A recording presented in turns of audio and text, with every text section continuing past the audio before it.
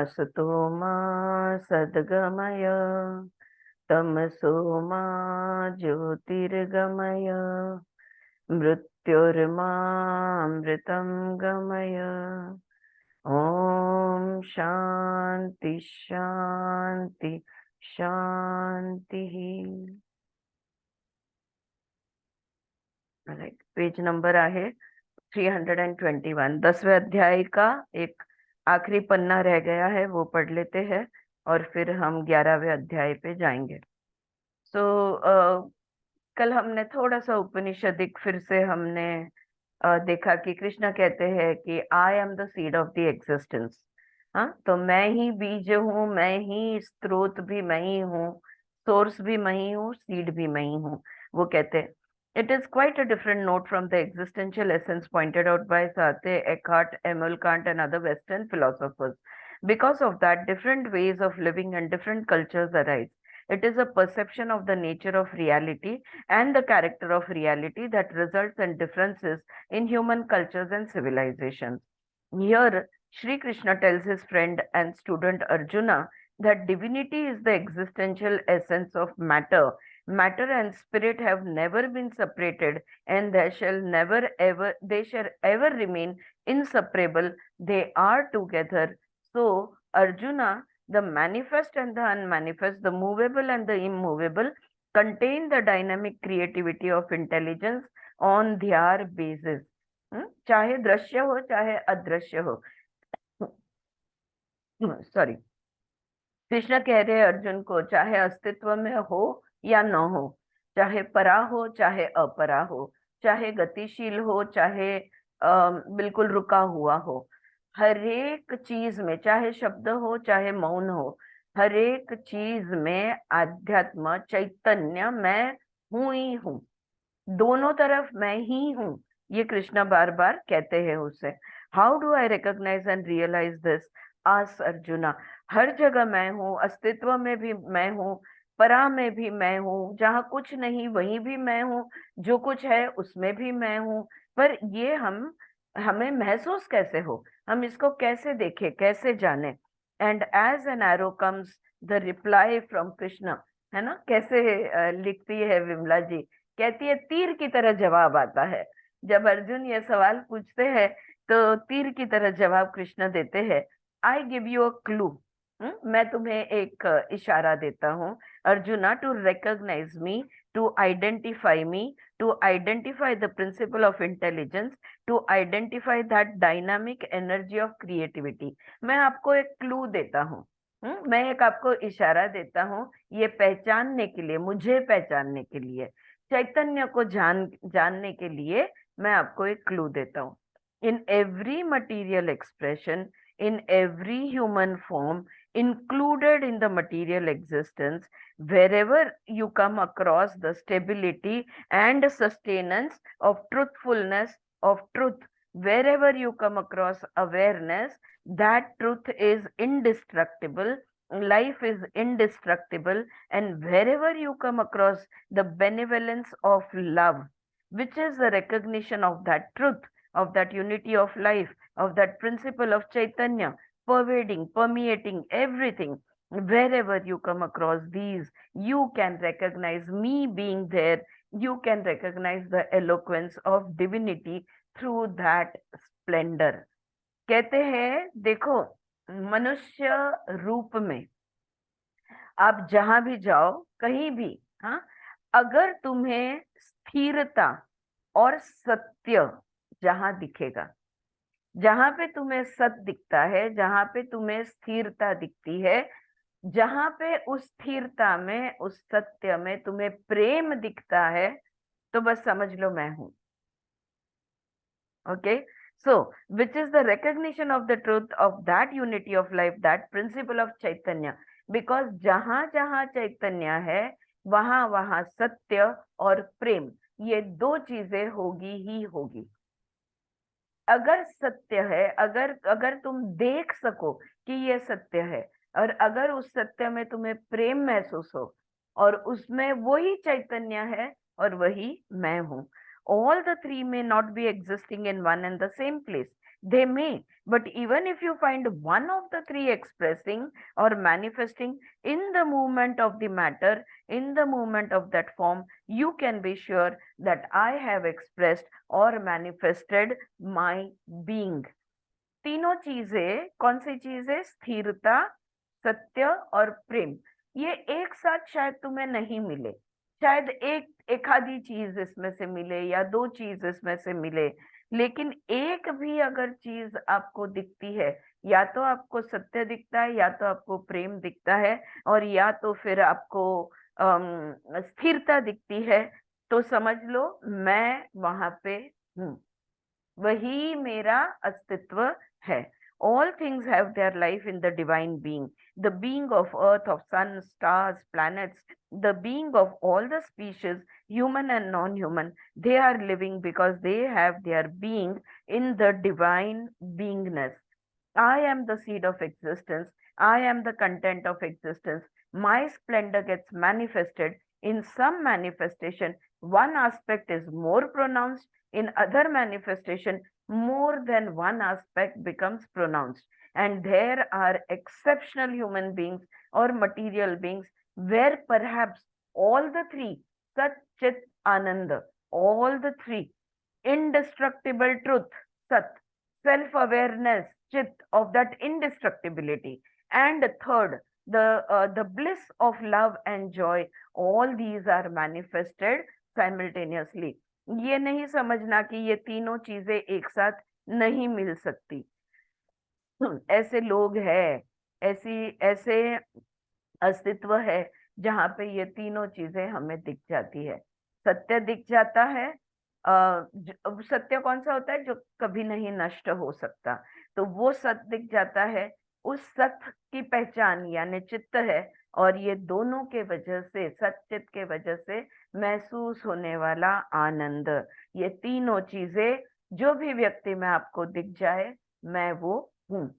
That manifestation is resplendent with my Splendor. समझ लो उसमें जो चैतन्य है वो चैतन्य मैं ही हूँ। Krishna has given a clue to Arjuna for identifying, recognizing and coming into first-hand personal intimate touch and encounter with the divine in the material existence. देखो, देव कहीं अलग नहीं है, निर्गुण कहीं अलग नहीं है, परमात्मा आत्मा कोई अलग नहीं है, जो है उसी में वो दिख जाता है। ठीक है। यहाँ पे कृष्ण अर्जुन को कहना चाहते हैं, हमको कहना चाहते हैं कि आपको डायरेक्ट अनुभव इस चीज का हो सकता है। अगर आपको लग रहा है कि ये बहुत आध्यात्मिक है और कॉम्प्लिकेटेड है और इसको समझना थोड़ा मुश्किल है, तो let me tell you that नहीं है। अगर आपकी नजर सच्चिदानंद को ढूंढ रही है तो मिलेगा ही मिलेगा। हमारा प्रॉब्लम यह है कि हम, जैसे कहते हैं ना, प्रॉब्लम को देखोगे कि सॉल्यूशन देखोगे? अगर आप प्रॉब्लम के बारे में सोचते रहोगे तो सॉल्यूशन कहाँ से मिलेगा? सॉल्यूशन ढूंढोगे तो प्रॉब्लम का सॉल्यूशन कहीं ना कहीं पे मिल जाता है। It seems to me that these three verses 39, 40 and 41, wherever my glories of manifestation exist, there find me. These three verses give us the crux of the whole 10th chapter of the Vibhuti Yoga, the yoga of divine manifestation. बस यही 10वें अध्याय का सार है कि जहां जहां तुम्हें सत्य या चित या आनंद या दोनों, इनमें से दो या ये तीनों जहां भी तुम्हें दिखे, वो चैतन्य मैं हूं। In the last verse of the 10th chapter, Krishna says to Arjuna, what is the use to you or relevance to your life if I go on enumerating my vibhutis, or how I make the material manifestation my own abode and express the splendor of my being through them? They are all incalculable, they are immeasurable, they are unknowable. Why don't you understand that the manifest contains the unmanifest? Each individuated form contains the all. Though the forms are separated, they are not fragments of the wholeness, they are expression of the wholeness.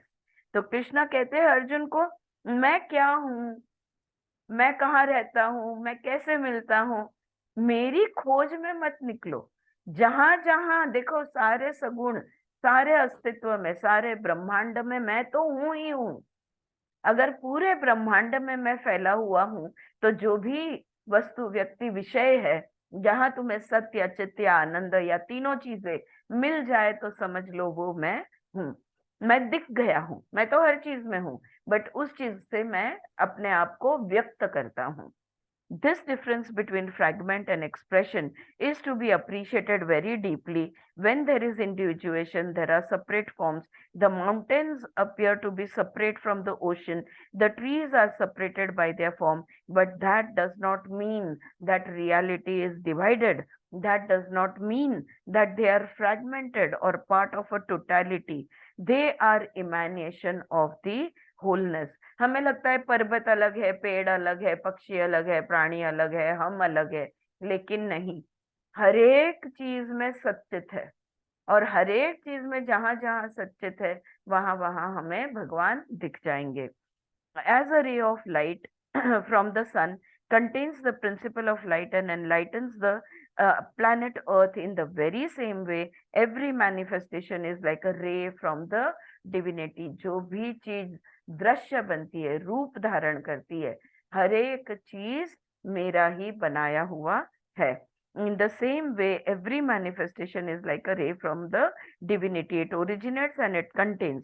Unless one appreciates the significance of the teachings contained in these last 3 or 4 verses, it will be nearly impossible to grasp, even intellectually, the communications that we are going to look at in the 11th chapter, which is called as Vishwarupa Darshana Yoga, the yoga of the vision of the cosmic form. This was the science of yoga for reaching the divine through the material manifestations. तो ये आखिरी line में वो ये कहती है, ये बात को हमें बहुत ही समझना जरूरी है कि हरेक चीज में, सजीव, निर्जीव, कण कण में कृष्ण है, कण कण में ब्रह्म है, कण कण में परब्रह्म परमात्मा है। ओके, ये पहली बात। और वो है, तो वो टुकड़े टुकड़ों में नहीं है, वो पूर्णत्व में ही है। तो हरेक में वो पूरी तरह मौजूद है। ऐसा नहीं है कि टुकड़े टुकड़े उनके, मतलब एक टुकड़ा आप हो, एक टुकड़ा मैं हूं, ऐसा नहीं है। आप में वो पूरी तरह बसे हुए हैं, मुझ में भी वो पूरी तरह बसे हुए हैं। तो ये 10वां अध्याय का ये ये 2 पॉइंट्स है, ये 2 पॉइंट्स मोस्ट इम्पोर्टेंट है हमें समझने के लिए। हाँ, यहाँ पे 10th चैप्टर कंप्लीट होता है। किसी को कुछ कहना है, कुछ पूछना है? ममता, स्वाति, चारू जी, क्लियर है? चारू जी अभी और नोट्स लिख रहे हैं, राइट? बढ़े हम आगे। हाँ, तो अगला चैप्टर लेते हैं, 11वां अध्याय, विश्व रूप दर्शन योग कहा है इसको, yoga of vision of the cosmic form. And now comes the perception. अब देखो, अब दृष्टिकोण की तरफ हम जा रहे हैं, या दृष्टा बनने जा रहे हैं।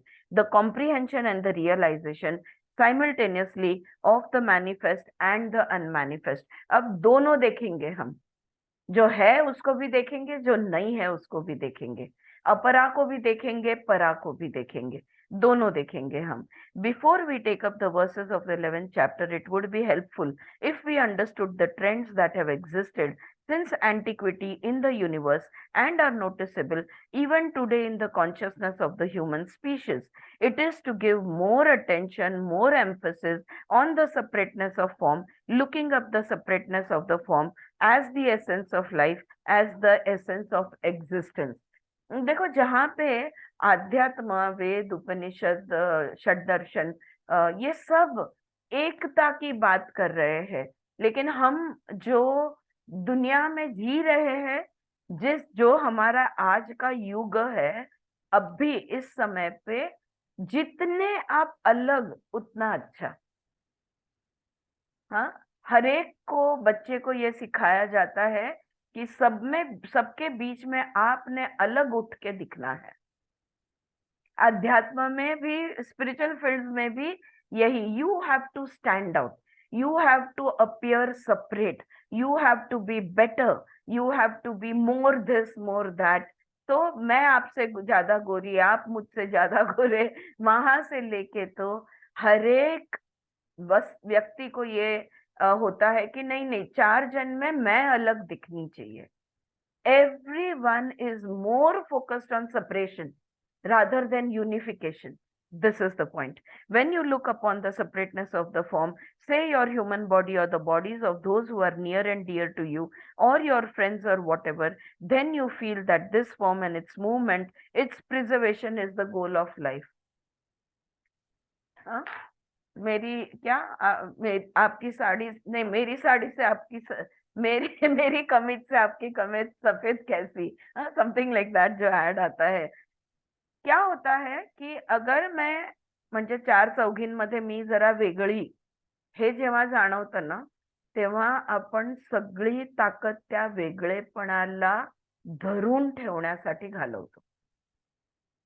Okay, I say that in Hindi. तो जब हम हमें ये महसूस होता है कि नहीं नहीं हम थोड़ा कुछ अलग है, तो हम अपना सारा ध्यान वो अलगपन जो हमारा है उसको पकड़ के रखने में सारा ध्यान हम दे देते हैं. The preservation of the continuity of that form becomes the aim, the goal, the ideal of our life. मैं जैसे दिखती हूँ ना वैसी ही दिखती रहनी चाहिए. मैं फॉर एवर यंग रहनी चाहिए, मैं फॉर एवर फेयर रहनी चाहिए, मैं फॉर एवर थिन रहनी चाहिए, जो भी कुछ खुद को समझते हैं. Right? When one is too much concerned about the preservation of a particular form or the procreation of a similar form, then in that desire of sustaining the separateness of the form, the survival of that particular form, the preservation of the form, and the craving to procreate a similar form creates an assertiveness in human consciousness which is called ego. तो जब खुद को अलग खुद का अलग रूप टिकाए रखने की हम कोशिश करते हैं, तो हमारा अहंकार और भी ज्यादा जागृत हो जाता है, हमारा ईगो और भी स्ट्रांग बन जाता है. The ego consciousness, the I consciousness is born out of this ignorance. और ये अविद्या है कि नहीं है ना? कि मैं तुमसे अलग हूं, ये अविद्या है कि नहीं है? बिल्कुल है. Right? So the ego consciousness, the I consciousness is born out of the ignorance of looking at the separateness as the essence of existence and of getting concerned about its preservation, its survival, its continuity through similar forms generated through procreated energy. और फिर मैं कुछ अलग हूं तो मेरे जैसा ही मैं कुछ अलग पैदा करना चाहूंगी, या मेरे रूप वाला ही कोई रहे. तो ये I will want to preserve it to make it continue. Krishna is giving the genesis of ego. देखो, हमने आत्मा की बहुत बात कर ली, हमने शरीर की बहुत बातें कर ली, हमने मन की बातें कर ली, हमने चित्त भूमि देख लिया है. जो रह गया, हमने इंद्रियों की भी बातें कर ली, क्या रह गया है? अब कृष्ण ईगो के बारे में समझा रहे हैं यहाँ पे कि the genesis of I consciousness, you see, we are still with the Raja Yoga. 11वें अध्याय में आए विश्व रूप दर्शन योग है, लेकिन हम फिर भी राजयोग में ही है. The secret path, the sovereign path of union with the transcendental consciousness. So the human consciousness assumed assertiveness due to this ignorance about the real utility of form, the individuation, the separateness of form in the dance of life. तो मैं कुछ अलग हूँ, मैं बेहतर हूँ, मैं ज्यादा ये हूँ, ज्यादा वो हूँ, जो भी कुछ है. तो वो जो अपना अलगपन है, ये अलगपन को संभाले रखने के लिए हमारा ईगो बहुत स्ट्रांग चाहिए, सबसे पहली बात. राइट? और फिर हमें लगने लगा, जैसे जैसे ईगो स्ट्रांग होते गया, हमने लगने लगा कि नहीं नहीं, ये जो पूरी सृष्टि की जो रचना है, इस रचना में मैं कुछ तो भी खास हूँ. राइट? और इस नृत्य में मेरा कोई तो खास रोल है. The oneness manifested in manyness and the manyness getting again dissolved into oneness, that is the dance of life. तो जीवन का अगर नृत्य आप देखना चाहोगे, या ये जीवन की लीला अगर आप देखोगे, तो इस लीला में एक है जो अनेक बनकर आता है और फिर से एक में समा जाता है, ये भूल गए हम। हमें लगा कि नहीं नहीं, हमें अलग बनाना है, मेरा लाइफ कुछ तो भी स्पेशल है। मैं मैंने ये स्पिरिचुअल वर्कशॉप्स में देखा है कि I have reached this workshop, you know, and I have come in touch with the master, so my I am something different. Now what should I do? I have to have a purpose in life. और फिर खड़े होके पूछते, what is my purpose in life? Please Guruji guide me into the purpose of life. अरे जिंदगी का कोई ध्येय नहीं है, जिंदगी को अच्छी तरह जीना, यही उसी का, living your life is the purpose of life. हाँ, जो हमने फर्स्ट चैप्टर में हमको समझाया विमला जी ने, living your life to the fullest, enjoying your life, living a decent good life, being a good human being, keeping yourself as focused, as concentrated as possible. That is the only thing that we have to do with life. Whether you are here or not, life will go on. Life doesn't depend on your existence. हाँ, ये अविद्या जो है, ये हम भूल गए। Right? So this is the nature of life. Energy cannot be idle. So from oneness into manyness, manyness into oneness, to form the vehicle of expression of life, by its very biological nature, it cannot have duration of longevity beyond the point. हरेक को अपनी एक आयु है, मच्छर की अपनी एक आयु है, चिड़िया की अपनी एक आयु है, हाथी की अपनी एक आयु है, मेरी अपनी एक आयु है। हरेक प्रजाति की कोई ना कोई आयु है।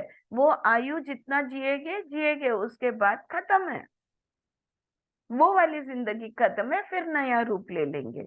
Okay, but human beings get concerned, terribly concerned about the preservation of the form on the physical level and on the mental level. लेकिन नहीं नहीं नहीं नहीं, मैं तो फॉर एवर यंग रहूंगी, मैं जिमिंग करूंगी, मैं डाइटिंग करूंगी, मैं ये करूंगी, मैं वो करूंगी, लेकिन मेरी उम्र का पता नहीं चलना चाहिए। हाँ, वो वाली भी एक ऐड है, मम्मी सम साबुन और समथिंग की add.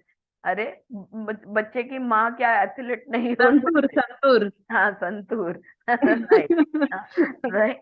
So the separateness is emphasised through assertiveness. तो हम जिद करते हैं, एसर्टिवनेस यानी जिद है हमारी कि नहीं, मैं सबसे अलग हूं। लेकिन ये जिद जो है ना, ये धीरे धीरे एग्रेसिवनेस में बदल जाती है। यहाँ से क्रोध की, विरोध की शुरुआत हो जाती है। तो एसर्टिवनेस टर्न्स इनटू एग्रेसिवनेस, और एग्रेसिवनेस में आ गए तो comparison and competition, the idea of security, fear of being insecure, and preparation for violence in the name of defense, mental और physical। अपने ही, हमने तो देखा, अपने ही शरीर को शरीर पे अत्याचार हम करते हैं जब उसे जबरदस्ती पानी, जल या अन्न से वंचित रखते हैं। हाँ, हम जबरदस्ती अपने मन को यातना देते हैं। तो ये जो है, इसी को कहते हैं हिंसा। खुद की तरफ ही हम हिंसक हो जाते हैं। क्यों? क्योंकि कंपैरिजन और कंपटीशन के वजह से हमारे मन में इनसिक्योरिटी आ गई। जब जब इनसिक्योरिटी हमें महसूस, इनसिक्योरिटी फियर का पहला रूप है। ओके, पहला सिम्टम है, मैं कहूंगी चिन्ह है। इनसिक्योरिटी आ गई तो बस समझ लो, अब आप इन आपको धीरे धीरे इरिटेशन होगा, एंगर होगा, अगर आप हिंसक कभी बनने वाले हो, या तो खुद की तरफ या तो दूसरे की तरफ, लेकिन ये हिंसा का मार्ग पकड़ लिया। So a whole culture evolve out of this primal ignorance about the nature of life. तो क्या हुआ कि जिंदगी क्या है, यही जब हम समझ नहीं पाए, तो हमारे ईगो बढ़ते गए, ईगो के साथ अविद्या भी हमारी बढ़ती चली गई, अज्ञान बढ़ता गया।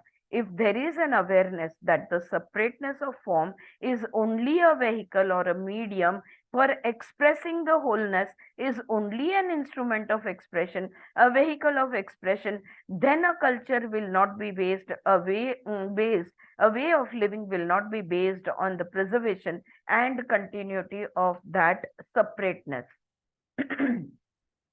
उपनिषद में बहुत ये कॉमन उदाहरण दिया जाता है कि समझ लो गोल्ड है।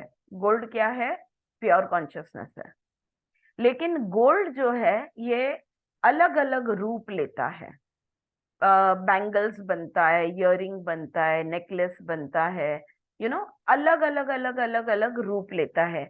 कितने भी अलग रूप लिए फिर भी है क्या, गोल्ड ही तो है, राइट। वो गोल्ड है ये भूल गए। अब बैंगल जो है वो पैर में नहीं पहनेंगे, हाथ में पहनेंगे, राइट। तो वो बैंगल का वो एक साधन बन गया हाथों की सजावट के लिए। इयररिंग्स है, ये कानों की सजावट का साधन बन गया। नेकलेस है, ये गले की सजावट का साधन बन गया, राइट। तो ये है है तो सजावट ही। It is an ornament, it is all made of gold, but the purposes are different. Their functions are different. Aren't we the same? We are all individual pure consciousness. हम सब चिदाभास है, चिदाकाश है, राइट। और हम सब, जो भी हमारा रोल है, हम सब साधन है उस पर ब्रह्म, परमात्मा, ब्रह्म, कृष्ण, इसका हम साधन है। और हम वो हमारे द्वारा कोई ना कोई सजावट करना चाहते। We are an ornament in God's hand, and God has decided what is the purpose or what is the function of this particular ornament, and we just have to do that, be that, not even do that, we just have to be that. तो ये हम भूल चुके हैं। We are coming to the very basic fundamental point in the Vedic Darshana, the teaching of Veda and Upanishad. This awareness of the unity of life manifested in the diversity, unity running through the undercurrent of diversity, diversity being interrelated with unity, not connected artificially with the thread and needle of your philosophies of dualism and non-dualism, but by the very nature of life. In fact, diversity is a stream of unity. हाँ, अनेकता में ही एकता है, अनेक में वो एक ही है। सारे वेद उपनिषद ये हमें समझाते हैं। अलग अलग रूप होने दो, अलग अलग ऑर्नामेंट्स है, लेकिन है तो गोल्ड ही। तो जो बेसिक है वो, जैसे अलग अलग बर्तन बनेंगे मिट्टी के, कोई थाली बनेगी, कोई चम्मच बनेगा, कोई कटोरी बनेगी, कोई अलग अलग सब बर्तने बनेंगे, लेकिन है तो मिट्टी। तो ये हम एक है, ये हम भूल गए हैं। हाँ, और उतना ही नहीं, हम तो एक दूसरे के रोल भी टेक ओवर कर देते हैं ईगो में आके। ईगो आता है, मैं छोटी हूँ लेकिन सारी घर की जवाबदारी मेरी है। फिर फैमिली कॉन्स्टलेशन करना पड़ता है, थेरेपी देनी पड़ती है। तुम्हारी जो जगह है, तुम्हारा जो रोल है, तुम्हारा उस रोल की जो रिस्पॉन्सिबिलिटी है, तुमने बस उतना ही निभाना है। हाँ, बच्चे माँ बाप बनने की कोशिश करते हैं अपने ही माँ बाप के, या तो ये जो होता है, where we misplace our we think that oh I am responsible, oh I am doing this, all right, ये सब ईगो के वजह से अविद्या होती है। So those who emphasize the form look upon it as the essence of existence. They evolve a kind of culture represented by the Kauravas in the Mahabharata. The whole family of Kauravas are called Rakshasas by Krishna. तो सारे कौरव को कृष्ण राक्षस कहते हैं। क्यों कहते हैं? क्योंकि वो अविद्या में जी रहे हैं, अज्ञान में जी रहे हैं। ऑलराइट, अब देखो, कृष्ण ने कौरवों को राक्षस कहा। अब राक्षस का मतलब क्या होता है? Rakshas is a very interesting Sanskrit term derived from the root raksha, to secure, to defend. रक्षा इस शब्द में से राक्षस ये शब्द बनता है। One who is terribly obsessed with the idea of preserving or securing becomes a rakshasa.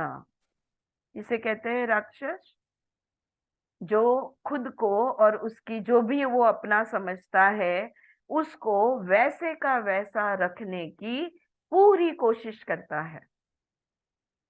सुई की नोक के जितना जमीन मैं नहीं दूंगा, दुर्योधन ने कहा। ये सब मेरा है, इसमें से मैं कुछ नहीं दूंगा। तो जो है उसको सिक्योर करने की जो कोशिश करता है उसे कहते हैं राक्षस। They are not devils.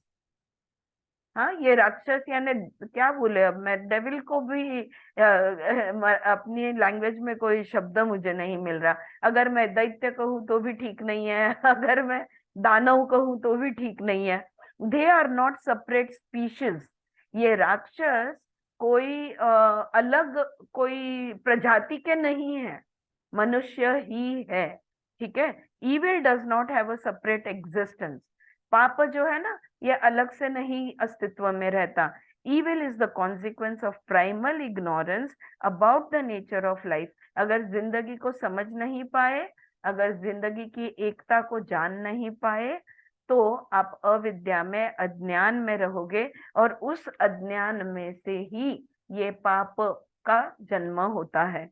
In Indian philosophy, you will not come across evil having a parallel separate existence for the good। एक गॉड है और एक डेविल है, एक एंजल है और एक डेविल है, ऐसा हमारे यहाँ अलग अस्तित्व नहीं होता। दोनों हमारे अंदर ही होते हैं। कभी ये सर उठाता है, कभी वो सर उठाता है, इसलिए हम कभी अच्छे होते हैं, कभी इतने अच्छे नहीं होते। The 11th chapter is going to deal elaborately with the genesis of good and evil। तो ये शुभ क्या है, अशुभ क्या है, ये पाप पुण्य क्या है, अच्छा बुरा क्या है, इसके बारे में ये सारा 11वां अध्याय है।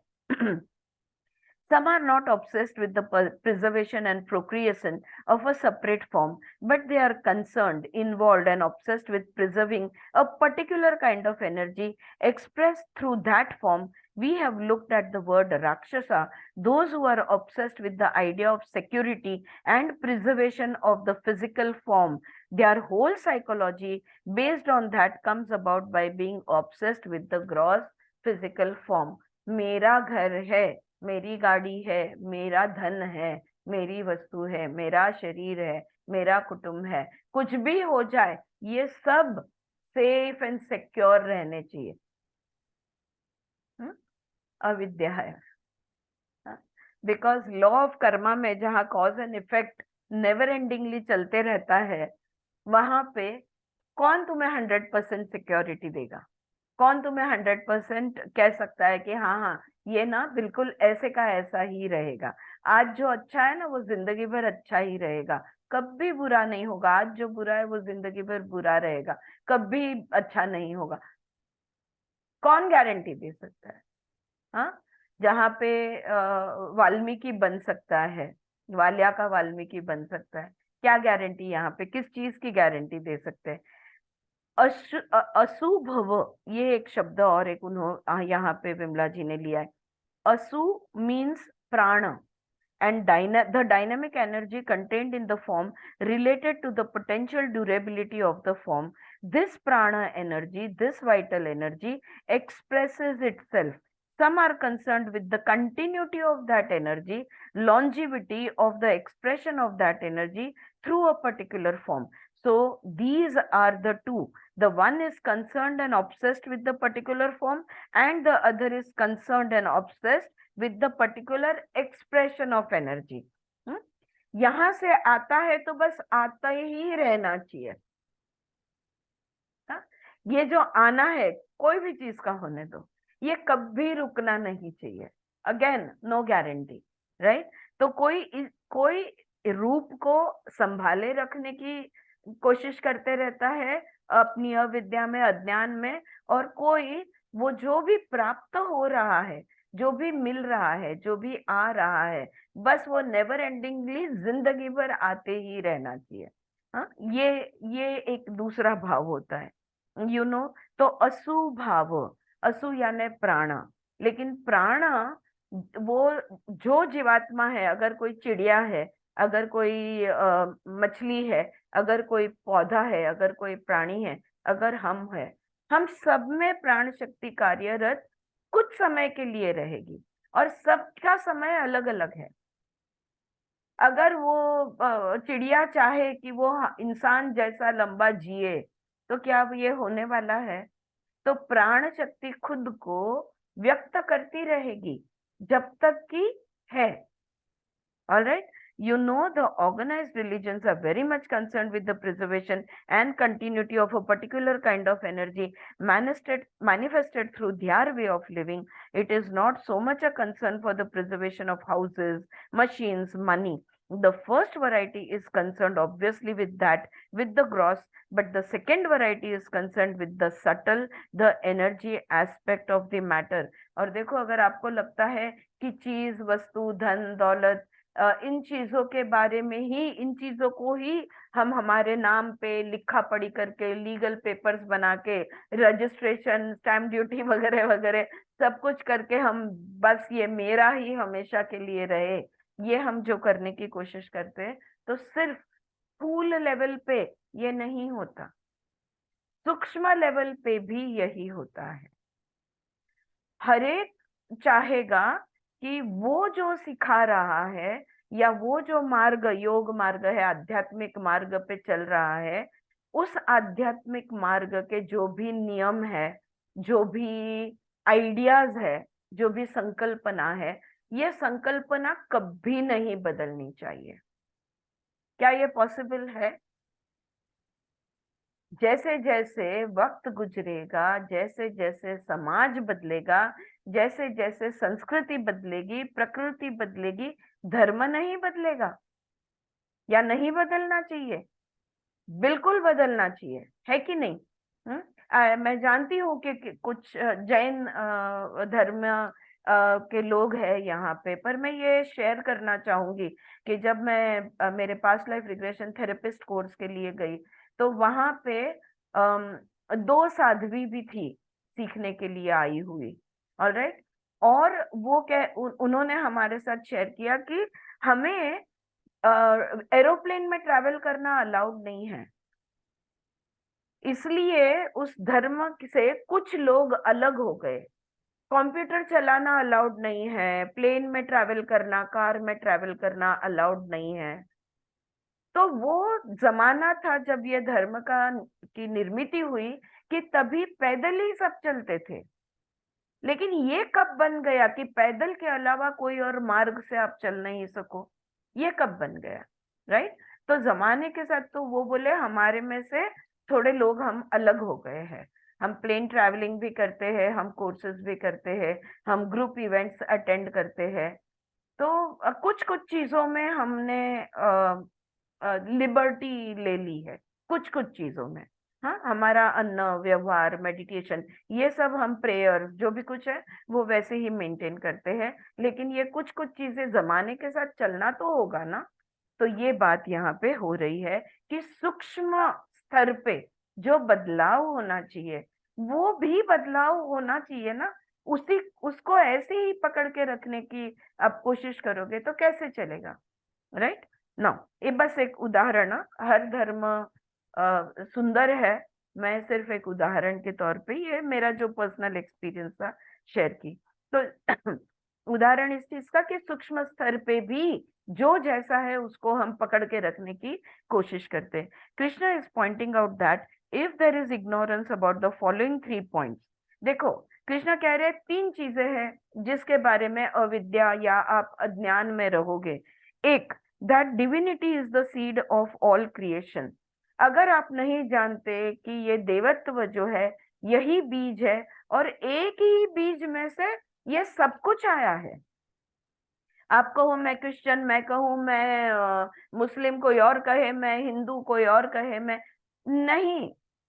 आप कहो मैं औरत, मैं कहूँ आप, मतलब एक जन कहे मैं आदमी, एक कहे मैं औरत, एक कहे मैं बड़ा, एक कहे मैं छोटा। राइट। तो ये सब कुछ वो एक में से आया है। ये चीज अगर हम नहीं समझते हैं तो हम अज्ञान में, अविद्या में है। दूसरा, that divinity is the existential essence of all creation. जो भी कुछ सगुण है उसमें वो देव तत्व है, हरेक में भगवान है। ये दूसरी बात। अगर ये नहीं हम समझते हैं तो हम अविद्या, अज्ञान में है। और तीसरा and three, that every separate form in this creation contains some aspect of that energy, कोई ना कोई वो भगवान का रूप जो है, स्वरूप जो है, आपके कोई ना कोई गुण से दिख ही जाएगा।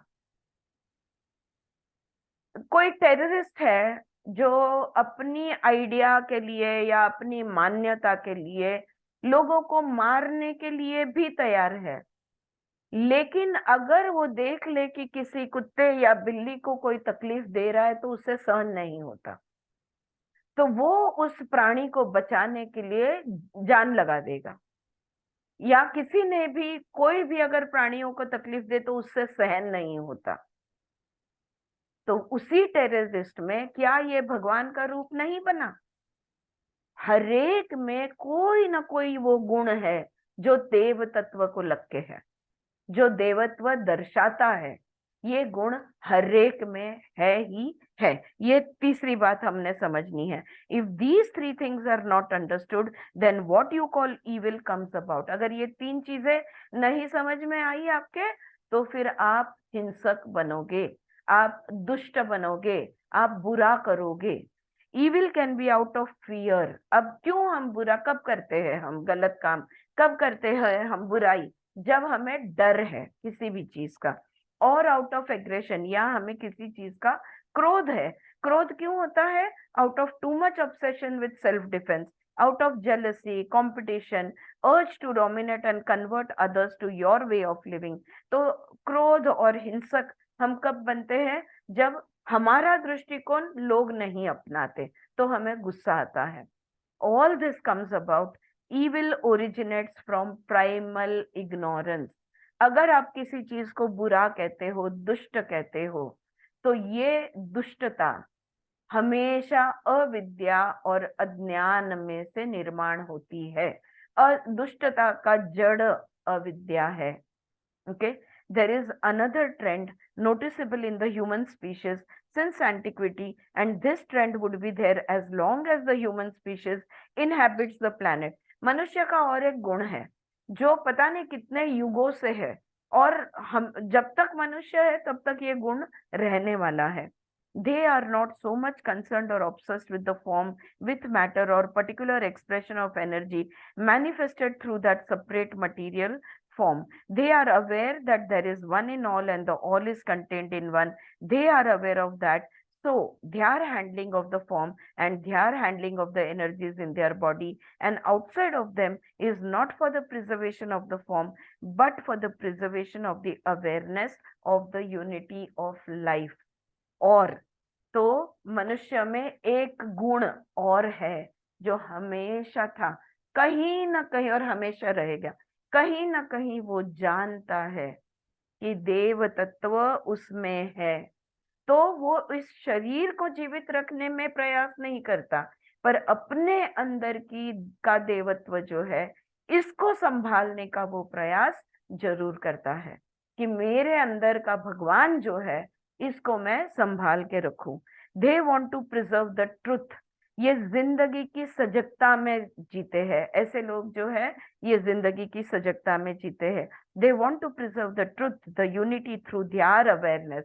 अपनी सजगता से एकत्व, अपनी सजगता में से सत्य टिकाए रखना, कायम रखने की कोशिश वो करते रहते हैं। They are concern more about the awareness of the nature of reality. बस वो जस्ट सत्य जानना चाहते हैं, जानते हैं, और सत्य की सजगता में वो जीते हैं। ऐसे लोगों में से अविद्या, अज्ञान हमेशा के लिए मिट जाता है। जो वो तीन बातें जो बताई, वो अगर ध्यान में रखते हैं हम, और ये जिंदगी की पवित्रता को अगर हम जानते हैं, पहचानते हैं, तो अविद्या, अज्ञान हमारा खत्म हो जाता है। Ignorance is dispelled in them. They look upon the material and the mental separate forms only as an instrument of expression and as not something to be preserved or worshipped। हाँ, वो कभी भी शरीर की पूजा, मन की पूजा करने में अपनी ऊर्जा नहीं लगाएंगे। So they are not allured by, attracted by or obsessed with the separateness। तो मैं किसी से अलग हूँ ये दिखाने की कोशिश भी नहीं करेंगे, वो खुद भी सोचेंगे नहीं इसके बारे में कहीं भी कोई ऐसा कदम नहीं उठाएंगे जिससे उनका अलगपन, अलग होने का जो वो अलगपन जो है वो दिख जाए। वो समझते हैं बस मैं सर्वसाधारण सबकी तरह एक जीवात्मा हूँ, मेरे अंदर वही आत्मा है जो सबके अंदर है। Right? They are aware of the interrelatedness and they want to handle and utilize the separateness to express the interrelatedness. मेरी आंखों की दृष्टि, हाँ, अग्नि देवता मेरे आंखों में बसते हैं, मेरे कानों में आकाश देवता बसते हैं, वायु देवता मेरे, जो भी एक एक चीज है जो भी मेरे अंदर है, ये सब देवत्व है, ये सब देव है। और ये देवों का एक दूसरे से नाता है, संबंध है। बस वो संबंध अच्छी तरह बनाए रखने की कोशिश उतना वो करते हैं कि ये जो मेरे अंदर जो भी शक्तियां हैं, ये सारी शक्तियां का एक दूसरे के साथ बहुत अच्छा संबंध रहे।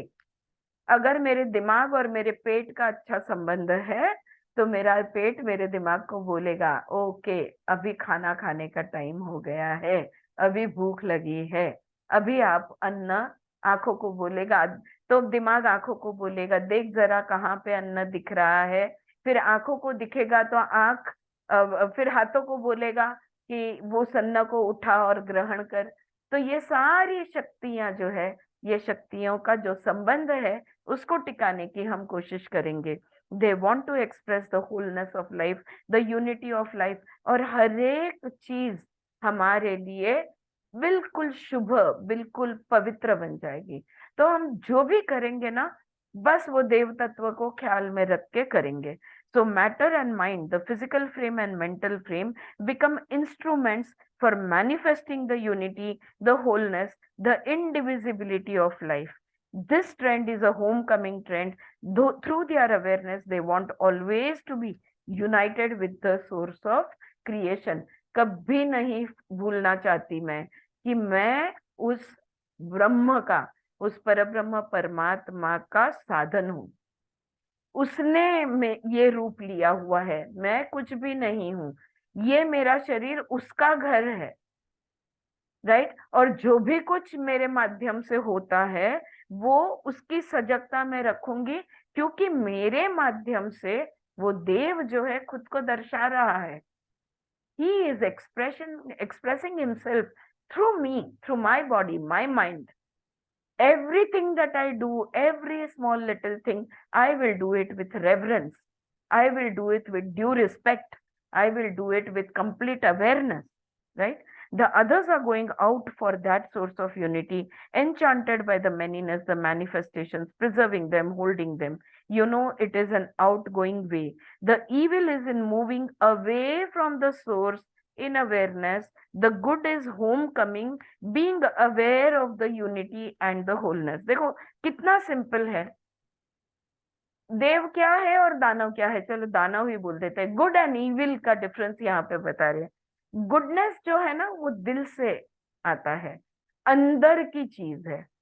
और इविल जो है ना, इसकी दिशा बाहर की है। राक्षस हमेशा बाहर की तरफ देखते हैं, अपनी चीज वस्तु, अपने लोग, अपने मतलब वो सब पकड़ के, सब चीज को पकड़ के रखना चाहते हैं। Good emphasises harmony, oneness, and evil emphasises separateness. हाँ, यहाँ पे बहुत सारे डिफरेंसेस वो दे रही है। तो पहला डिफरेंस ये था कि एक अंदर का प्रवास है तो दूसरा बाहर की तरफ जा रहा है।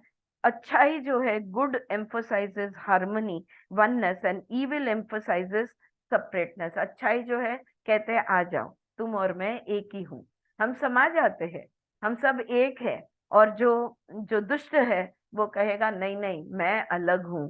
That is the only difference, the good and evil according to Gita. Bhagavad Gita कहता है बस यही फर्क है। एक खुद को अलग समझ रहा है और एक खुद को सबके जैसा समझ रहा है। यही फर्क है। Not something to be hated, not to be fought against. कोई झगड़ा नहीं है, कोई द्वेष नहीं करना है, हाँ, कोई विरोध नहीं करना है। Remove the ignorance and the wrong identification will get eliminated. Simple है। अविद्या को निकाल दिया, अगर ज्ञान प्राप्त कर लिया तो विपर्यय निकल जाएगा, विपर्यय विकल्प निकल जाएंगे। एंड द फर्मेंटेशन ऑफ राग एंड द्वेष originating from wrong identification will get dispelled by themselves without moving your finger।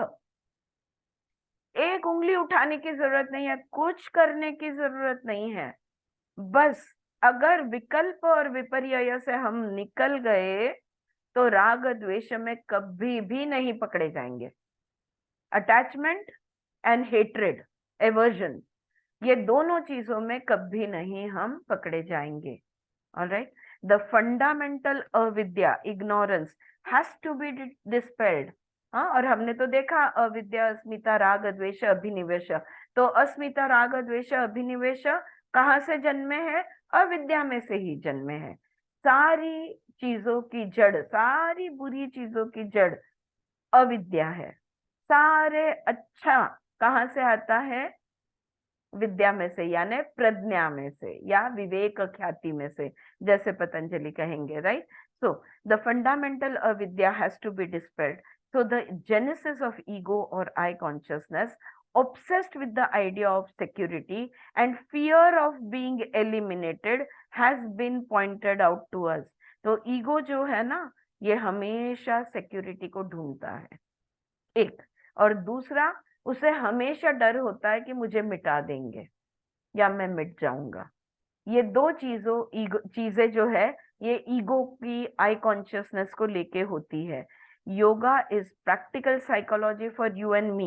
It helps us to understand our mind, the source of ignorance existing in us, and attachment and repulsion, jealousy and hatred. It explains to us if we observe our concerns and our obsessions. तो योग मार्ग पे जब हम आते हैं, खुद का अभ्यास हमारा शुरू हो जाता है। ये मेरा शरीर कैसा है, ये मेरा मन कैसा है, मेरी वृत्तियां कैसी है, मैं कहाँ कहाँ पे अटैचमेंट में हूँ, राग में हूँ, कहाँ कहाँ पे मैं हेट्रेड में, डिटैचमेंट में हूँ, द्वेष में हूँ। ये सारा अभ्यास, हम खुद का ही अभ्यास, ये बन गया practical psychology. The form that has come into existence is going to be dissolved in the unmanifest one day। देखो, कभी ना कभी तो अस्तित्व खत्म होने वाला है। That which is born is bound to die someday। Once the fear of death disappears, then there is a release of creative energy।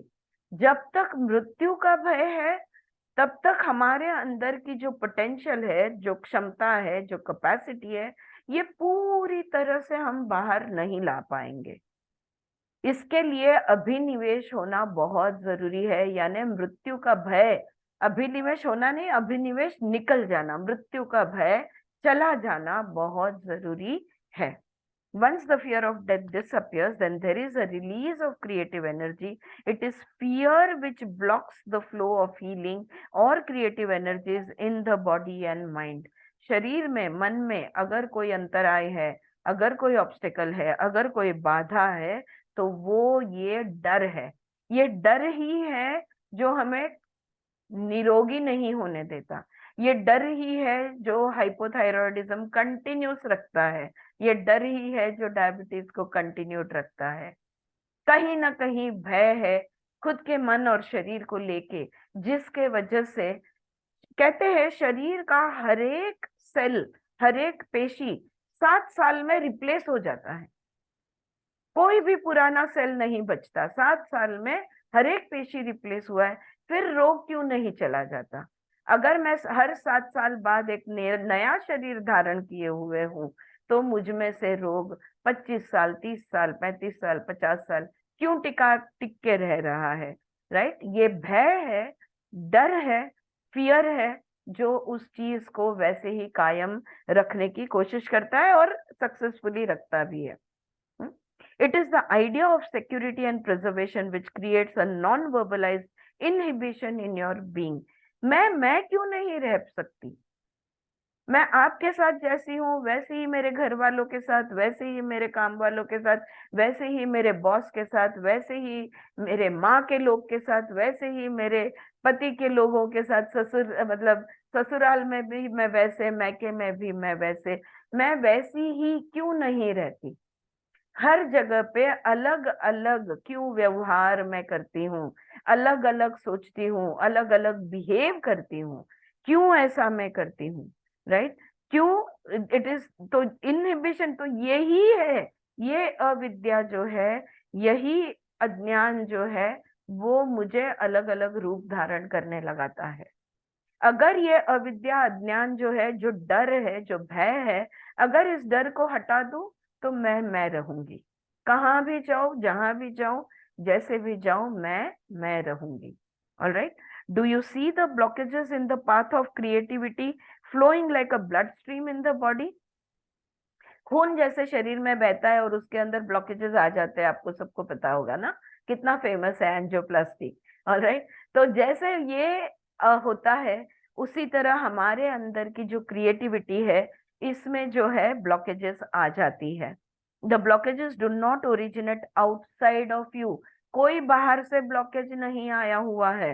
There is no bondage outside of you, no blockages originating anywhere else but in the mind. It is the emphasis on separateness and obsession with the preservation of the separateness that obliges you to bring an enclosure around you, an enclosure of me and mine, you and yours. It is not only assertion, aggression, it creates a pronounced division between me and not me.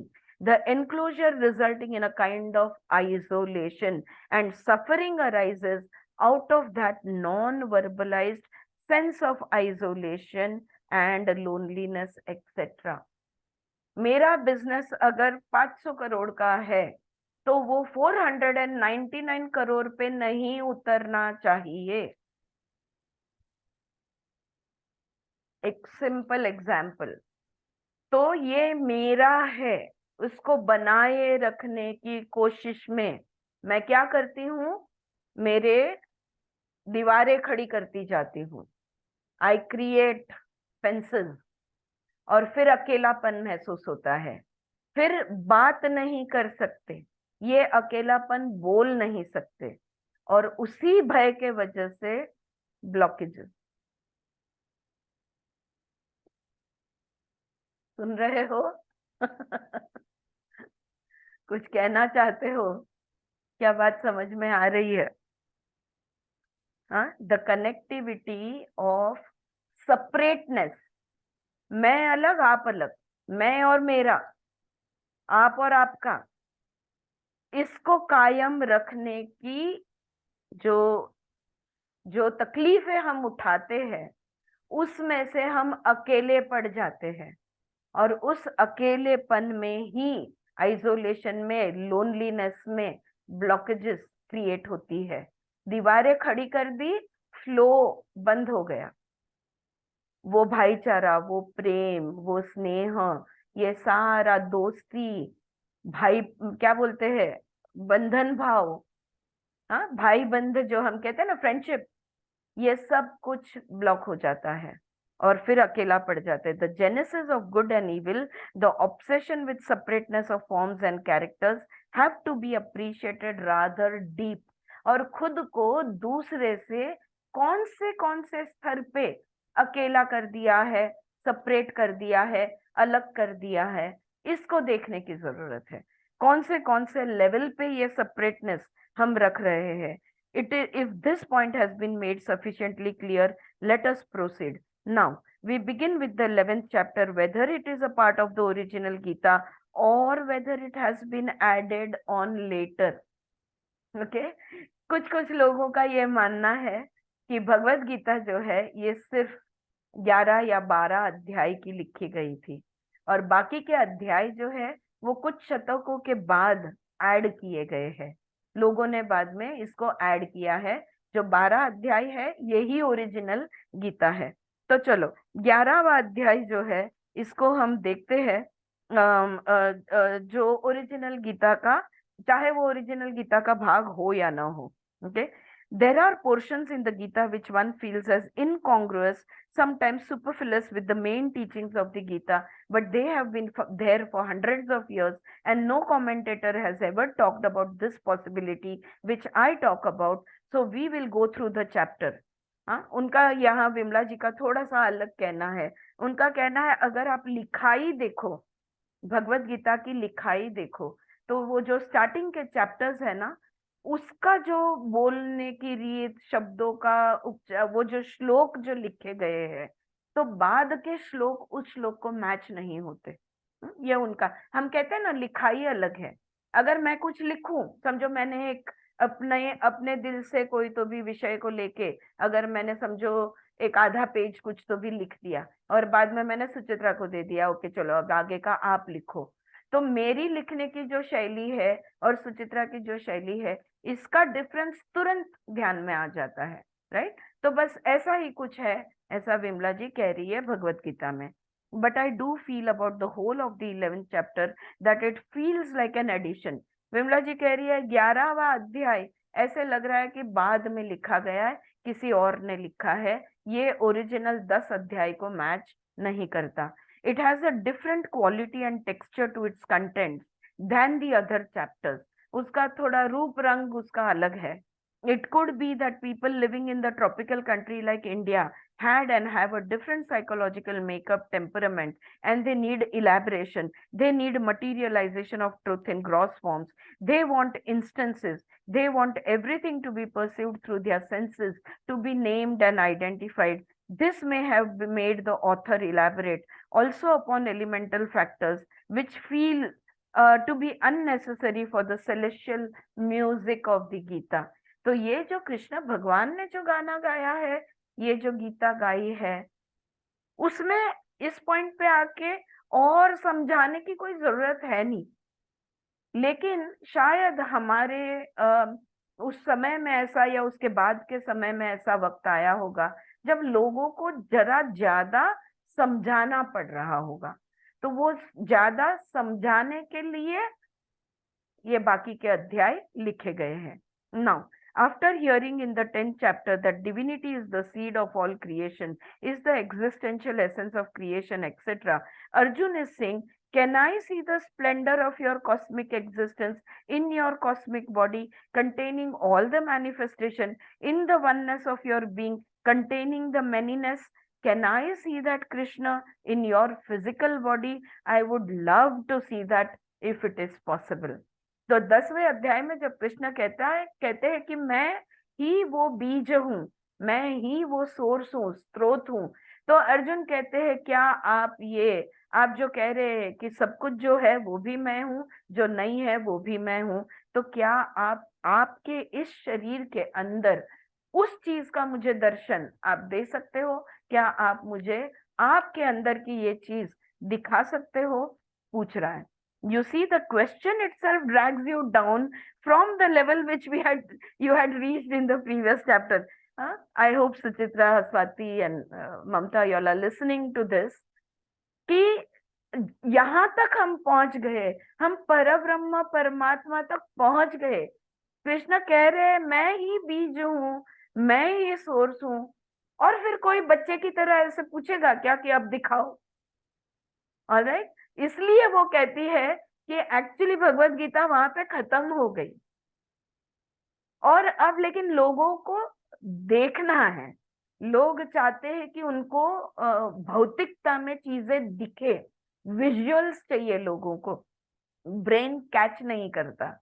तो इसलिए ये यहाँ पे add किया गया हो ऐसा महसूस होता है। The question drags you down, he wants to see it on the physical level, in the physical frame of Krishna. अब कृष्ण के शरीर में, अभी जैसे वो उपनिषद में वो बीज लेके जाता है, तो और गुरु कहते हैं ये बीज के अंदर वृक्ष है, झांको और देख लो। अगर वो कह देता बच्चा या जो साधक था अपने गुरु को कि आप तो गुरु है, आप मुझे इस बीज के अंदर पूरे वृक्ष का दर्शन दो, तो कैसे होता? है ना? तो something like that has happened over here. This is how the worship of the form of Krishna has come into India and has been exported to Europe and America through Hare Krishna and the Krishna consciousness movement. The temples have come about. Wherever you go in this country, you will find the worship of the form. Gold को भूल गए लोग. उनको अब bangles देखनी है, उनको earrings देखने हैं, उनको नेकलेसेस देखने हैं. लोगों को रूप चाहिए. Here Arjuna want to see the manyness, the dance of good and evil, everything in the physical frame of Krishna. He says, my doubts have been cleared. Whatever you have explained, there is no doubt in my mind. Arjun कह रहे हैं कि अब मुझे मेरे मन में कोई शंका नहीं रही. आपने मेरे हर सवाल का जवाब दे दिया है. But there is still this desire of seeing your cosmic form at the sensory level, at the sensual level. लेकिन मैं अपनी आंखों से आपका वो रूप, वो जो ब्रह्म रूप है, वो विश्व रूप है, वो मैं देखना चाहता हूँ. Well, love knows no logic or reason, and Krishna, out of love for his friend Arjuna, for his brother Arjuna, says, yes, it is possible. Why not? Krishna का बहुत प्रेम है, बहुत स्नेह है अर्जुन के साथ, तो इसलिए वो कहते हैं ठीक है, अब आप देखना चाहते ही हो तो मैं दिखा देता हूँ. Alright, let the siddhis into bracket. Siddhi is the capacity to express on the material physical level the invisible. जो अदृश्य है उसको अगर तुम दृश्य कर दो तो उसे कहते हैं सिद्धि. Is that clear? हाँ, जो नॉर्मली नहीं दिख सकता, अगर उसको तुम दिखा पाओ तो उसे कहते हैं सिद्धि. Krishna must have had many occult powers for all we know. अब कृष्ण के पास तो सारी सिद्धियां थी, so Krishna says it is possible. कहते हैं हाँ, मैं दिखा सकता हूँ. व्हाई नॉट, क्यों नहीं? But it will not be possible for you to see with those eyes. लेकिन ये जो तुम्हारे शरीर की जो आंखें हैं ना, ये आंखें वो दृश्य देख नहीं पाएगी. हाँ, इट्स लाइक तुम्हारे तुम एक वो क्या बोलते हैं, व्हाट डू यू से, द मैग्नीफाइंग ग्लास. कितना भी अच्छा मैग्नीफाइंग, वो एक अपन जो नॉर्मली शब्दों को बड़ा करके देखने के लिए यूज करते हैं, उसमें से अगर हम सेल देखना चाहे, और सेल के पार्ट्स देखना चाहे तो कहाँ से दिखने वाला है? उसके लिए तो हमें माइक्रोस्कोप ही चाहिएगा, राइट? तो यहाँ पे कृष्ण कह रहे हैं इन आंखों से तुम नहीं देख पाओगे, मैं तो दिखा दूंगा लेकिन तुम नहीं देख पाओगे. I will give you another site. और इसलिए मुझे आपको अलग सी एक दृष्टि देनी होगी उस वो देखने के लिए. You want to see something with this optical instrument and the frequency of the movement of that energy cannot see. So I have to give you a different sight, divine sight. दैवी दृष्टि देनी होगी मुझे आपको. Sight which will enable you to see the splendor of my yogic powers.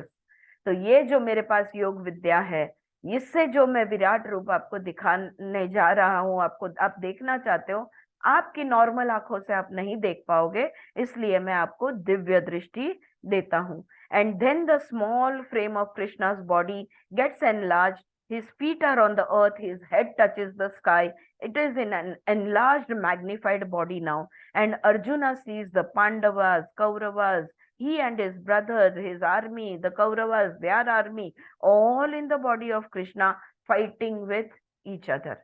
तो कृष्ण अपना रूप बड़ा करते जाते हैं, पैर जमीन पे, उनका सर आकाश को छू जाता है, अपना बहुत बड़ा रूप बनाते हैं, और उसके अंदर ये सारा युद्ध, कौरव पांडव, सब कुछ वो अर्जुन देख सकता है. He sees a number of suns and solar system. वो सारा युद्ध देखता है, लेकिन उसको अनेक ब्रह्मांड भी दिखते हैं. पता है ना, कोई कोई यूनिवर्सेस में मोर देन वन सन होते हैं. अब हमारे पास तो एक ही सूर्य है, हमारे ब्रह्मांड का एक ही सूर्य है, लेकिन अनेक ब्रह्मांड है, और कोई कोई ब्रह्मांड में 2 से अधिक सूर्य भी होते हैं. तो वो सारी सूर्य मालाएं देखता है, मूविंग इन कृष्ण's head. Many verses have been devoted to the description of what Arjuna sees in the Krishna body. और बहुत सारे श्लोक फिर लिखे गए हैं जहाँ पे ये लिखा है कि कृष्ण के शरीर में अर्जुन ने क्या क्या देखा. He sees mountains, rivers, people getting killed, blood flowing everywhere in that body. If you do not take the meaning literally, it can be a poetical way of expressing how every form contains the divine and how the divine contains all manifestations. Krishna has expressed in chapter 10 in Vibhuti Yoga, I am the flavor in the earth. वो जो मिट्टी की सुगंध आपको आती है ना, वो मैं हूँ. I am the magnificence in the lion. जब आप शेर को देखते हो तो वो शेर प्राणियों का राजा कहा जाता है. तो वो जो उसका उसका वो what do you say, that splendor, वो भी मैं हूँ. I am the handsomeness in a horse. अगर आपको अश्व को देख लो, आप घोड़े को देख लो, तो वो कैसे शान से, उसकी जो शान है वो मैं हूँ. I am the light in the sun. वो जो सूर्य है उसका तेज मैं हूँ. The nectar in the moon. और जो अमृत है चंद्र में वो मैं हूँ. The depth in the ocean. जो गहराई है समुन्दर की वो मैं हूँ. The steadiness in the mountains. जो स्थिरता है पर्वतों की वो मैं हूँ. And so on and so on and so on. He had described and enumerated his powers expressed through various species. So, figuratively speaking, it seems to me that Arjuna became aware that the earth beneath his feet contains Krishna, contains the divine. The skies under which he and the army were standing contains the emptiness of space, which is filled with divinity. तो जब 10वें अध्याय में कृष्ण ने बता दिया था कि कहाँ कहाँ पे मैं हूँ, हाँ, ये पंच महाभूतों में मैं हूँ, ये त्रिगुणों में मैं हूँ, ये हर प्रजाति में मैं हूँ, तो ये बता दिया था. तो अब अर्जुन को उसका एहसास होता है, उसे वो महसूस होता है. He can feel it, he can experience it. All right, the presence of Krishna in each and everything. और जब ये सब उसने देखा, he got terrified by the awareness of the so-called wickedness of the Kauravas, grabbing the share of the Pandavas, grabbing their part of the kingdom and all that. As a cosmic movement, he became aware of it and he became frightened. Till then, he had the tension of energy because he thought he was to fight against the wickedness. He was preserving dharma and he was going to regain the kingdom which had been grabbed, appropriated by the Kauravas. अभी तक फिर भी अर्जुन में वो ऊर्जा थी. कौन सी ऊर्जा? कि हम पर अन्याय हुआ है और न्याय के लिए हमने लड़ना ही होगा. उसका एक टेंशन, उसकी एक ऊर्जा, that nervous tension was very much into him. लेकिन जब उसने वो सारा कृष्ण के अंदर सब कुछ देखा तो वो बहुत ही घबरा गया.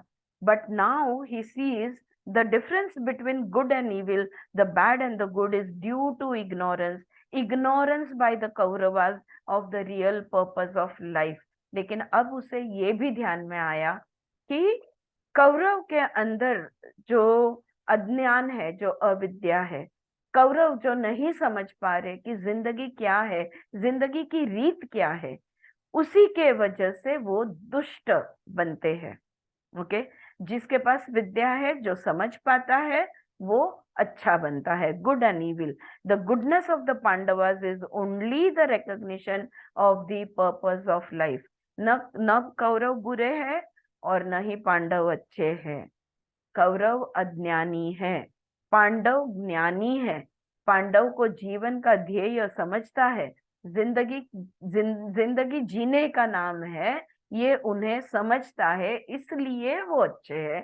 कौरव को वो चीज नहीं समझती, इसलिए वो बुरा बर्ताव करते हैं. 100 बात की एक बात, कोई अच्छा या कोई बुरा नहीं होता. या तो आप ज्ञानी होते हो या अज्ञानी होते हो, या तो आपको समझता है या नहीं समझता. That is the only difference between good and evil. No human being is 100% evil. कोई भी 100% बुरा नहीं हो सकता. There are circumstantial causes and reasons, weaknesses of the good people, provoking the latent or dormant crookedness among others, sinfulness in a group, provoking the aggressiveness in the others, and so on. परिस्थिति ऐसी आ जाती है, कमजोर पड़ जाते हैं लोग, पूर्व कर्म जागृत हो जाते हैं, कर्म संस्कार जागृत हो जाते हैं, जिसके वजह से कभी कभी वो गलत काम करते हैं, इसका मतलब वो बुरे हैं ऐसा नहीं होता। हम्म?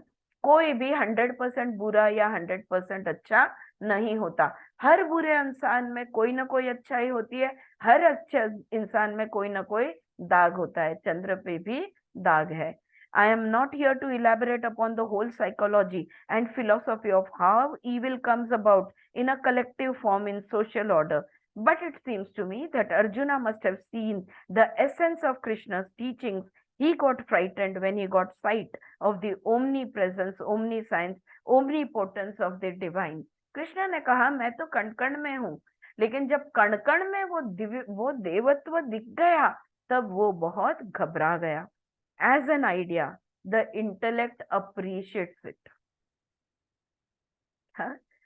लाइक जैसे हमने मैंने सोचा था वाह वाह लेह लद्दाख कितनी सुंदर जगह है, क्या मजा आएगा। यहाँ पे अच्छा लगता है सब कुछ, हाँ, लेकिन वो प्रैक्टिकली अच्छा होगा ही कोई गारंटी नहीं है। All right, I am just giving a silly example and it is an idea, the as an idea the intellect appreciate it, but when you really become aware of it, when your whole being, when you get consumed by the perception and the realization of the truth, then you get swept off your feet. तो इतनी बुरा example देने के बाद, इतना सिली example देने के बाद अच्छा वाला एग्जाम्पल देती हूँ। ओके, तो आप ध्यान में बैठते हो, आप चक्र ध्यान कर रहे हो, आपको पता है कि कुंडलिनी जागृत होती है और आपके दिमाग में वो आइडिया होता है कि जब कुंडलिनी की ऊर्जा जागृत होगी तब कैसा एहसास होगा, सच्चिदानंद, ये होगा वो होगा। और जब वो एक्चुअली वो ऊर्जा जागृत होती है और जिस फोर्स के साथ वो तुम्हारे बॉडी माइंड से गुजरती है, तो हम बुरी तरह से डर सकते हैं, बुरी तरह से। अगर हमारा मन शरीर तैयार नहीं है तो हम डर जाएंगे। तो आइडिया अच्छा है, प्रैक्टिकली अच्छा होगा बोल नहीं सकते। तो so when Arjuna sees all the cosmos in the physical frame of Krishna, he begins to tremble. तो कृष्ण का विश्व रूप, विश्व दर्शन जब वो लेता है अर्जुन, तो वो कांप उठता है, थरथरने लगता है। His being cannot contain the perception of cosmic reality, the cosmic truth. ये ब्रह्मा का जो रूप है वो सहन नहीं कर पाता। When the realization comes, you fight the evil, not because of hatred, not because of anger, but just as a part of the game in the cosmic dance. कोई भी विलेन अगर अच्छी तरह समझ जाए कि वो विलेन है और अपना रोल बहुत अच्छी तरह निभाए, हाँ, मुझे नहीं लगता कोई कर्म संस्कार तैयार होंगे। क्या लगता है आपको? या उसे पाप का घड़ा भरेगा? नहीं, उसको वो जानता है ये उसका रोल है, वो तो रोल निभा रहा है ना सिर्फ। हाँ, हमारे फिल्म्स में हम देखते हैं विलेंस को, लेकिन वो जो इंसान जानता है कि ये रोल मैं खेल रहा, हमको भी कभी कभी बुरा बनना पड़ता है, व्यवहार है, व्यवहारिक दुनिया में हम रहते हैं। कभी कभी हमको जरा गुस्से से बोलना पड़ता है, दो बातें सुनानी पड़ती है, कभी कभी लगाना भी पड़ता होगा, पता नहीं, जो भी हमें करना पड़ता है, लेकिन हम जानते हैं कि इससे ना वो इंसान बुरा है ना हम अच्छे हैं, ऐसा कुछ नहीं है। जो जब करना पड़ रहा है वो हम कर रहे हैं। अगर ये समझ के करो कि ये ब्रह्मांड का नियम है, ये जो भी कुछ हो रहा है खुद ब खुद हो रहा है, हम सिर्फ माध्यम है, तो वो रियलाइजेशन जब आता है, you play your part killing without hatred. तो अगर मारना पड़े, अगर बोलना पड़े, आप बोलोगे, लेकिन द्वेष के साथ नहीं बोलोगे। कर्म संस्कार भावनाओं से बनते हैं। द्वेष अगर मन में रखकर अगर आप किसी को कुछ बुरा भला कहते हो तो 100% कर्म बंधन में आओगे।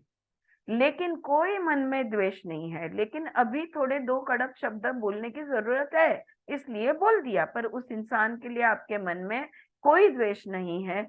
If you don't hate the person, if you don't dislike the person, if you have no negativity in your heart when you are saying some you know difficult things to that person, there will be no karma samskaras created. That is what Krishna has been telling Arjuna since the second chapter. You have to fight in this battle. दूसरे अध्याय से कृष्णा यही बात तो अर्जुन को समझा रहा है, अरे यार युद्ध करना है. You have to without attachment to your family और relatives and hatred to the others.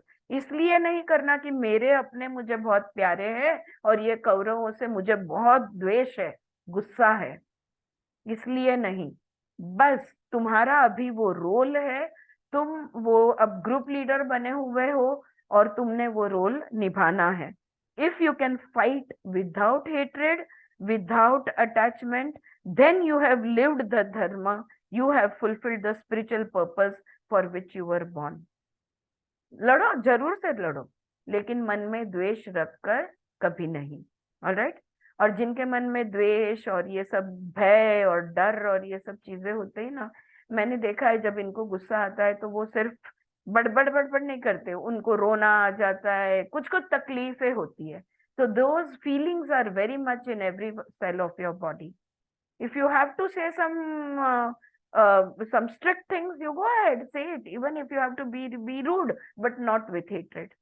If you have to do whatever you need to do, but not with hatred, सिर्फ अपना धर्म निभाओ. But if you do it out of attachment or hatred, then you have added to the stream of the ego in an indirect way. अगर आप राग द्वेष रखोगे ना, तो आपका ईगो बढ़ते जाएगा, आपका ईगो बड़ा बड़ा होते जाएगा. और जैसे ईगो बढ़ेगा राग द्वेष और बढ़ेंगे. Once you hate, you will hate more and more and more and more. हाँ, डिसलाइक से हेट्रेड तक का सफर बहुत लंबा होता है और वही सफर आप करोगे. You will travel from dislike, first you just didn't like it, now you hate it. ये होगा. Okay, so whenever you cherish an attachment or a repulsion, a hatred or an obsession, then you give in to the separate tendencies. You are following the stream of the ego in an indirect way. ये तो अहंकार है. अलग अलग रखना ये अहंकार है. मैं मेरे गुस्से को छोड़ूंगी ही नहीं, मैं मेरे गुस्से को बिल्कुल पकड़ के रखूंगी. मैं जो द्वेष कर रही हूं, इस द्वेष को मैं पकड़ के रखूंगी. कुछ कहना चाह रहे हैं ये? Alright. So if you hold on to hatred or obsession, attachment or repulsion, when you give in to the separate tendencies, you are following the stream of the ego in an indirect way. आप बुरे हो, मैं तो बहुत अच्छी हूँ. ये हो गया ईगो. ना मैं अच्छी हूं ना आप बुरे हो. हमारे बीच में जो भी कुछ अनबन है, ठीक है, जो भी है, लेकिन इससे आप बुरे बन गए मैं अच्छी बन गई, ये बात नहीं है. डिफरेंस है, लेकिन without any hatred. Your evil is on the subconscious level, and those who call it evil persons, violent, aggressive persons, their evil is on the conscious level. Yours is on the subconscious level. Krishna says there is a difference of conscious and subconscious, that is all. आप मन में द्वेष रखते हो, वो द्वेष दिखा रहे हैं. कौरव अपना द्वेष दिखा रहे हैं. पांडवों ने द्वेष कहाँ को रखा हुआ है? सुप्त मन में, सबकॉन्शियस में. एक का कॉन्शियस है, एक का सबकॉन्शियस है. It may be that Arjuna became aware of the truth of what Krishna was telling, not only as an intellectual academic understanding, but perhaps in the last few verses of the 11th chapter, he became really aware. His whole being was vibrating with that awareness, and that terrified him. So he says to Krishna, I cannot bear the perception of the cosmic reality. It is too much for me. I am trembling. He was trembling in the first chapter when he did not want to fight. Now he wanted to see the truth, and when he was helped to realize the truth, he again began to tremble. पहले अध्याय में भी वो थरथरा रहे थे, और जब अब पूरा सत्य का प्रवास करके जब सत्य उनके सामने आता है, तभी फिर से वो घबरा जाते, फिर से वो थरथराने लगते. Arjuna represents us. ये कौन है अर्जुन? हम हैं अर्जुन. आपण सारे Arjun. Okay, we are Arjuna. सत्य देखे तो भी घबराते हैं, और ना देखे तो अविद्या अज्ञान होता है, उसके वजह से भी हम घबरा जाते हैं.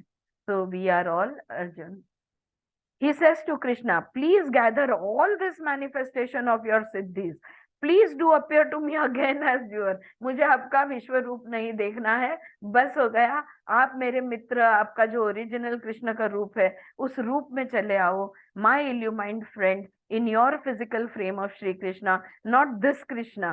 I can't stand it. I have now understood what you mean by saying that you are the seed and you are the essence of everything, that nothing exists without you. And Krishna smiled and gathered his siddhis unto himself and became the physical frame that Arjun was accustomed to. तो कृष्णा मुस्कुराए और अपना original रूप में वापस आ गए. अब ये आपको लिटरली लेना है या फिगरेटिवली लेना है, it is your choice. Take this literally और figuratively.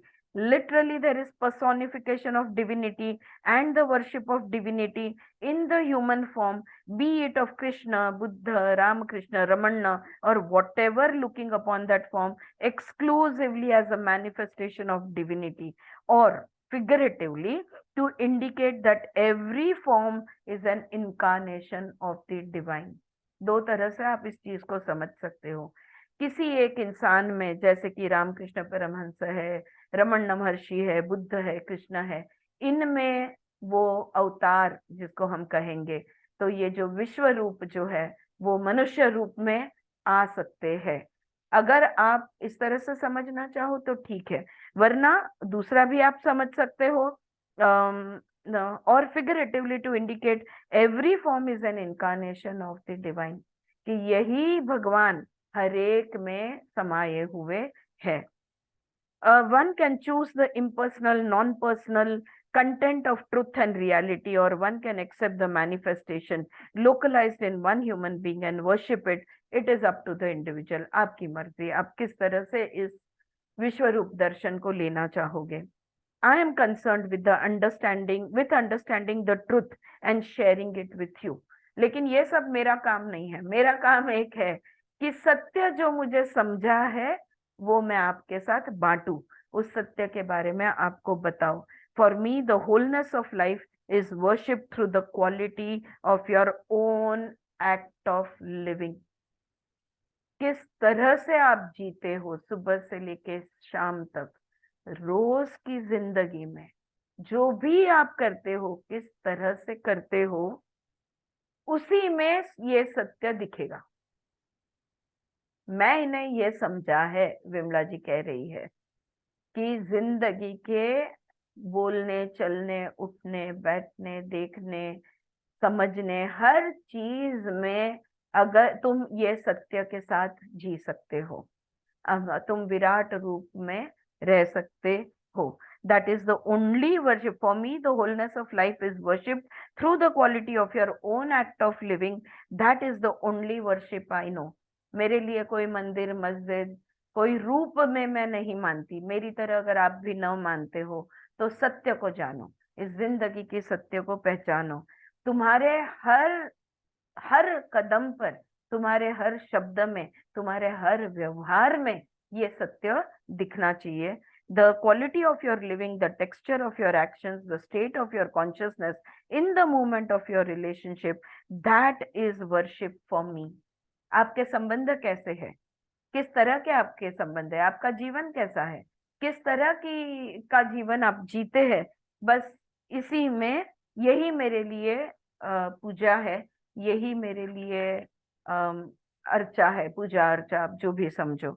The whole cosmos is a temple. ये पूरा ब्रह्मांड वो एक मंदिर है.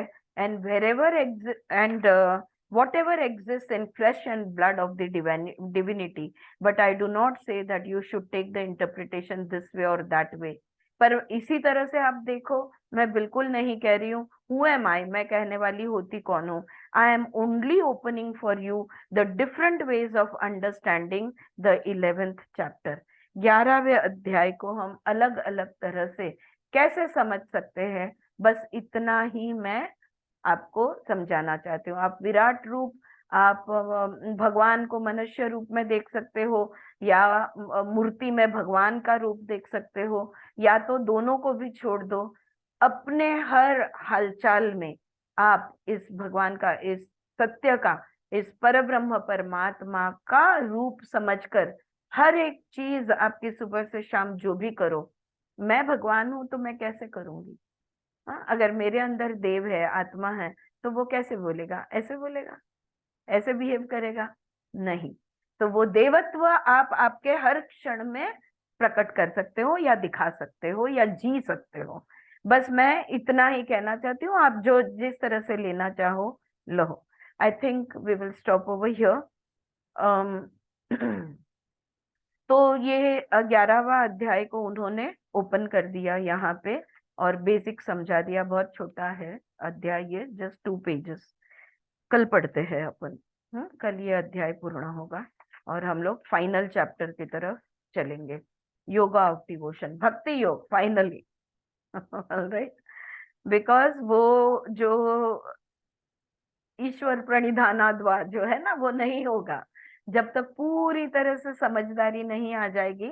जब तक हम परब्रह्म, आत्मा, इंसान, हम कौन है, क्या है, ये समझ नहीं जाएंगे तो हम विश्वास नहीं रख पाएंगे। एक बार अच्छी तरह से अंडरस्टैंडिंग आ जाए तो बिलीफ अपने आप आ जाएगा। Once you know, then you will believe, you will never question it, never doubt it. या कोई कुछ कहना चाहता है 11वें अध्याय के बारे में? हाँ, जो कृष्ण का विश्व रूप दर्शन है, इसके बारे में? Any of you? No? All good? मैं समझती हूँ सब अच्छी तरह समझ में आ रहा है। कोई सवाल नहीं है?